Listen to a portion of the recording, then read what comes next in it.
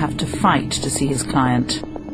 Guantanamo's new military commissions are trying to stop contact with civilian lawyers. This is the Meritorious Service Medal. So this is Binyam's new military lawyer, American attorney, a lieutenant colonel in the Air Force, decorated and honored after 19 years' service. This is what she thinks of his chances.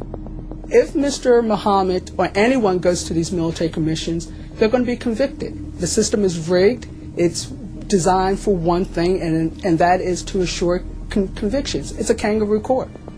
Why isn't it fair? It's not fair because it doesn't give the individual a chance to challenge the witnesses, to challenge the evidence against them. If you're going to try anyone, you have to make sure you try them in a full and fair system, not one that takes away due process rights, not one that relies on torture and coercion, not one that hides behind national security to hide evidence that may be crucial of showing whether a person's innocent or guilty. And that's why I say these trials, unfortunately, and these prisoners or detainees, whatever we want to call them, are political prisoners more than they are criminal individuals in a criminal system. These military commissions are where Majid Khan too is heading. The fun-loving kid from Baltimore is still in Guantanamo, still classed as a top Al-Qaeda suspect, and still refused access to his civilian lawyer. He too will be tried in secret, with no press, no public, no family allowed. No one can know if Majid Khan is innocent or guilty. A fair trial is all his family asks. I would like to see my brother. I would like an opportunity to talk to him. I would like an opportunity for our lawyers to be able to present a case and defend him and prove all the allegations are wrong. Give us a chance to prove all the allegations are wrong, because we believe it in our hearts that there is nothing true about anything being said about him. There's another reason to hear what Majid Khan has to say, the same reason his testimony is classified: to find out where he and the other top Al-Qaeda suspects were held, to add that missing piece to the secret prison's jigsaw. He may have been held in a facility in Poland. There is certainly a great deal of investigation and revelations coming out about that facility, and we'd like to know whether he was held there at any period of time. Majid Khan and all the others who may have been held in Poland grow increasingly more isolated as the US tries to prevent that secret coming out. I'm not saying that they're innocent, but this issue has to be clarified.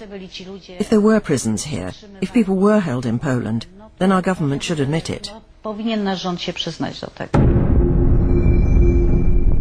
It's unlikely, unfortunately, that the British government, the European governments, the American government are going to agree to the truth coming out. And if they don't, I can promise you one thing: we're going to sue them into the next generation to make sure the truth ultimately comes out. Not a single one of my clients has seen their day in court. In the land of the Twin Towers, it hasn't been easy for American civil rights lawyers to garner sympathy for faceless Muslims in Guantanamo, but the mood is changing. Donald Rumsfeld, the hawkish former defense secretary who encouraged extreme interrogation techniques, may one day face arrest if he travels to Europe, to Germany or Spain. The Center for Constitutional Rights brought a request for a criminal complaint in Germany because the actions of Secretary of Defense Rumsfeld and other U.S. officials constitute war crimes, and they need to be held accountable. You believe Rumsfeld is guilty of war crimes? Yes. That the interrogation tactics that were used against my client unquestionably constituted torture, and that those U.S. officials were aware of what they were authorizing at the time they signed those papers. And that makes him a war criminal? It does.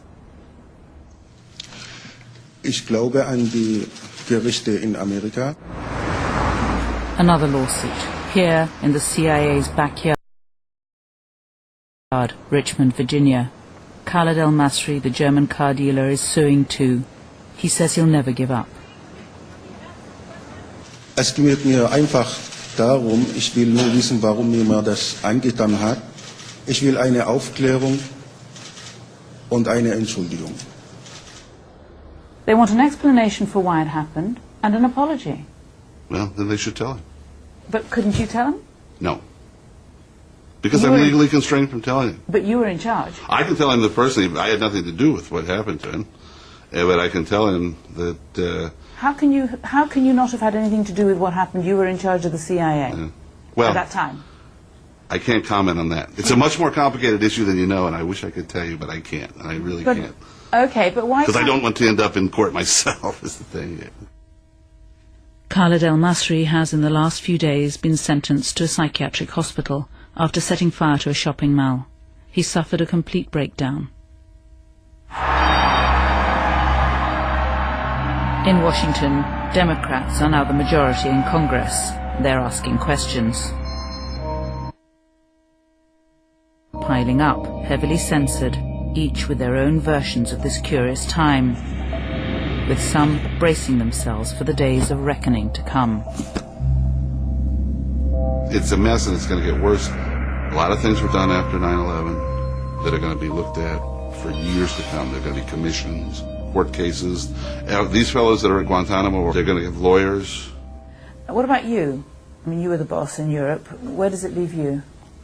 I haven't been, no warrants out for my arrest. No, none for my arrest. Not yet. Not yet, anyway, no. Are you worried?